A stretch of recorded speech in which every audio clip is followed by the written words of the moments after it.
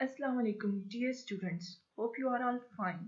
So today we are going to start our first lecture that is about our first chapter, the Earth in Space. And in this we shall try to cover main topics like shape of Earth, map, globe, axis and equator.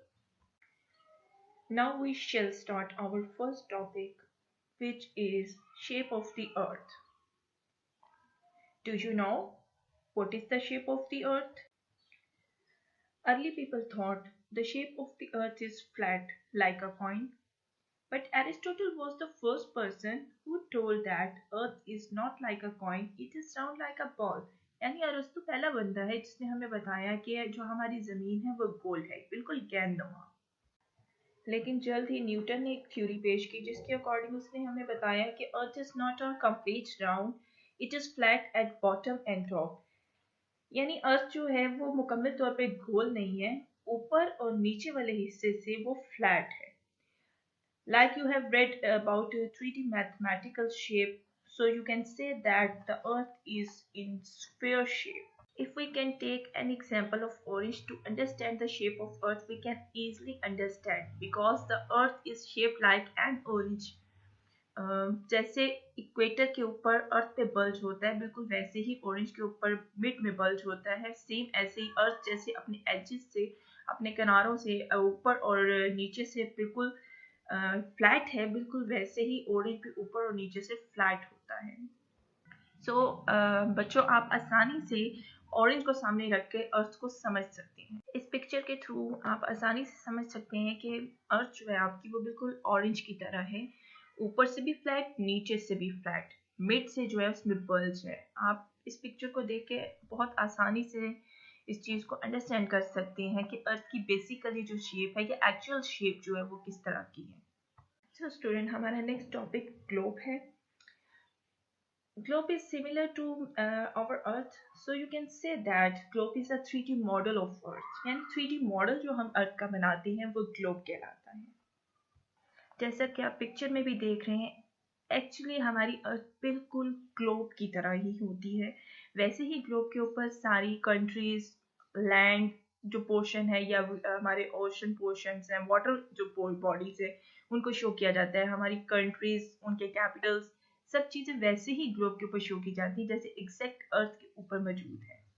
So globe हमें help करता है अर्थ को जानने में कि अर्थ किस तरह की है, कैसी दिखती है और उसके ऊपर क्या क्या चीजें मौजूद है। ओके डियर स्टूडेंट्स, और next topic is map. If you draw earth on a flat surface that it is called map. आप किसी भी तरह की सरफेस पे अगर अर्थ की जो है ड्राइंग करते हैं किसी भी एरिया की, तो वो मैप कहलाता है। वो सरफेस किसी भी तरह की हो सकती है, आप किसी वॉल पे ड्रॉ कर सकते हैं, किसी पेपर पे ड्रॉ कर सकते हैं, किसी फ्लैट सरफेस पे, किसी भी तरह की सरफेस, इवन आप क्लॉथ पे भी अगर वो ड्राइंग ड्रॉ करते हैं किसी भी अर्थ के एरिया की, तो वो मैप कहलाएगा। मैप कई तरह की होती हैं, जिसमें मेन जो टाइप्स होती हैं वो पॉलिटिकल मैप और फिजिकल मैप होता है। फिजिकल मैप जो होता है बेसिकली उसके अंदर हम फिजिकल फीचर्स को शो करते हैं, और पॉलिटिकल मैप के अंदर हम बाउंड्रीज जो होती हैं कंट्रीज की और सिटीज की, उनको डिफाइन करते हैं। Our next topic is axis. As you know that Earth is rotating on its axis, so do you know what are the axes? So axes are poles or points where all longitudes are meeting and Earth is rotating at these points. ये हम आसान लफ्जों में यूं भी कह सकते हैं, the axis of the globe has two end points called poles.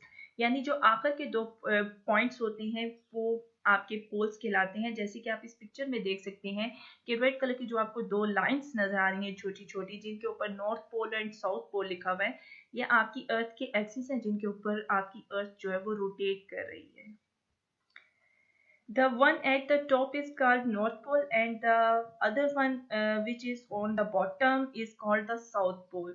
ऊपर वाला जो हमें पोल दिख रहा है उसको हम नॉर्थ पोल कहेंगे, और नीचे वाला जो पोल है उसको हम साउथ पोल कहेंगे, और हमारी अर्थ जो है इस इन एक्सिस के ऊपर जो है घूम रही है, रोटेट कर रही है।